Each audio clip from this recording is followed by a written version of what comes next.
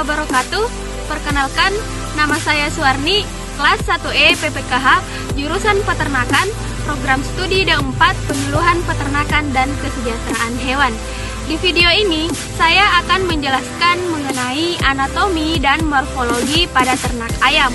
Pada ayam terdapat 4 sistem, yang pertama sistem pernapasan, yang kedua sistem pencernaan, yang ketiga sistem peredaran darah, dan yang keempat sistem reproduksi, baik pada ayam jantan dan ayam betina. Yang pertama, sistem respirasi atau pernapasan adalah suatu proses pertukaran gas oksigen O2 dari udara oleh organisme hidup yang digunakan untuk serangkaian metabolisme yang akan menghasilkan karbon dioksida atau CO2 yang harus dikeluarkan karena tidak dibutuhkan oleh tubuh. Adapun organ-organ yang berperan dalam sistem pernapasan yaitu yang pertama hidung. Lubang hidung berfungsi untuk mengambil udara. Kemudian bakteri dan debu disaring oleh bulu-bulu halus. Yang kedua, laring. Laring ini berfungsi untuk melindungi saluran pernapasan. Dibawanya dengan cara menutup secara cepat pada stimulasi mekanik sehingga mencegah masuknya benda asing ke dalam saluran napas. Yang ketiga, trakea. Trakea berfungsi membawa udara menuju paru-paru. Yang keempat, paru-paru. Paru-paru berfungsi sebagai tempat pertukaran oksigen dan karbon dioksida. Yang kelima, kantong udara. Kantong udara merupakan selaput tipis berbentuk seperti balon yang berfungsi untuk membantu pernapasan. Proses pertukaran udara juga terjadi di kantong udara. Sistem pencernaan adalah penguraian bahan makanan ke dalam zat-zat makanan dalam saluran pencernaan untuk dapat diserap dan digunakan oleh jaringan-jaringan tubuh. Makanan-makanan tersebut akan diproses secara mekanik ataupun secara kimiawi ataupun enzimatis. Berikut organ-organ yang menyusun sistem pencernaan manusia dan fungsinya. Yang pertama, mulut. Pakan akan masuk melalui mulut menggunakan paru. Di dalam mulut terdapat lidah dan saliva.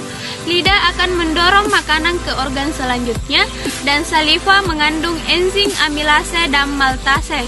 Yang kedua, esofagus. Esofagus berfungsi untuk menghantarkan makanan dari mulut menuju tembolok. Yang ketiga, tembolok. Tembolok merupakan kantong untuk penyimpanan makanan sementara sebagai tempat penghancur makanan sebelum masuk ke proventiculus. Yang keempat, proventiculus. Proventiculus merupakan lambung sejati pada ayam. Pada proventiculus terjadi pencernaan secara enzimatis yang dibantu oleh enzim HCl dan pepsin untuk mengurai protein dan makanan menjadi zat-zat makanan. Yang kelima, hati. Hati berfungsi sebagai sekresi empedu, metabolisme protein dan karbohidrat. Yang keenam, ventriculus. Ventriculus merupakan sistem pencernaan secara mekanik yang dibantu oleh bebatuan kecil. Dan yang ketujuh, usus halus. Usus halus berfungsi sebagai tempat penyerapan nutrisi makanan yang dibagi menjadi 3, yaitu duodenum, jejunum, dan ileum. Yang usus halus terdapat 3 bagian, yaitu duodenum mengurangi sisa makanan, jejunum meneruskan sisa makanan, dan ileum tempat penyerapan air. Yang kedelapan, di tengah duodenum terdapat pankreas yang berfungsi dalam proses pencernaan secara kimiawi dan dibantu oleh enzim untuk mengurangi makanan. Yang kesembilan, kemudian terdapat usus buntu yang terjadi proses fermentasi serat kasar. Dan yang ke-10, usus besar yang berfungsi sebagai tempat pembusukan sisa-sisa makanan sebelum keluar menuju kloaka. Dan yang terakhir adalah kloaka, berfungsi sebagai tempat pengeluaran urin, feses, dan juga sebagai saluran reproduksi. Selanjutnya, sistem peredaran darah adalah kumpulan dari beberapa organ yang bersinergi untuk menjalankan fungsi pengangkutan atau transport. Adapun organ peredaran darah pada ayam yaitu yang pertama, jantung, berfungsi untuk mengedarkan darah ke seluruh tubuh. Yang kedua, hati, berfungsi mengganti sel darah merah atau erosit yang sudah mati atau tua. Dan yang ketiga adalah ginjal. Ginjal berfungsi untuk penyaringan darah.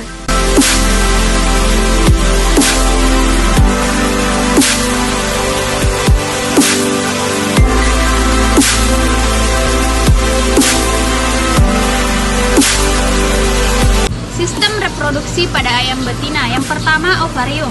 Ovarium merupakan tempat pembuahan atau produksi sel telur. Yang kedua, oviduk. Oviduk merupakan saluran yang menghubungkan ovarium dengan vagina, yang berfungsi sebagai saluran bagi spermatozoa menuju ke ovum untuk fertilisasi. Yang ketiga, infundibulum. Infundibulum berfungsi sebagai tempat ovulasi, fertilisasi, dan kematangan ovum. Yang keempat, magnum. Magnum berfungsi untuk proses perkembangan telur, tempat disekresikannya albumen telur, serta menghasilkan albumin sehingga memiliki dinding yang tebal. Yang kelima, isthmus.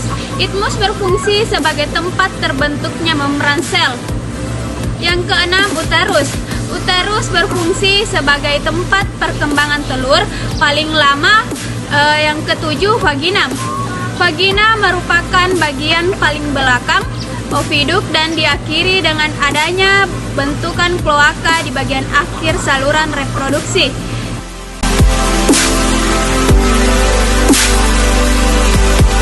Baik, selanjutnya saluran reproduksi jantan. Yang pertama, testis.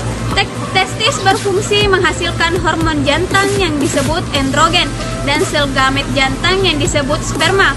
Yang kedua, epididymis berfungsi sebagai jalannya cairan sperma ke arah kaudal menuju ductus deferens.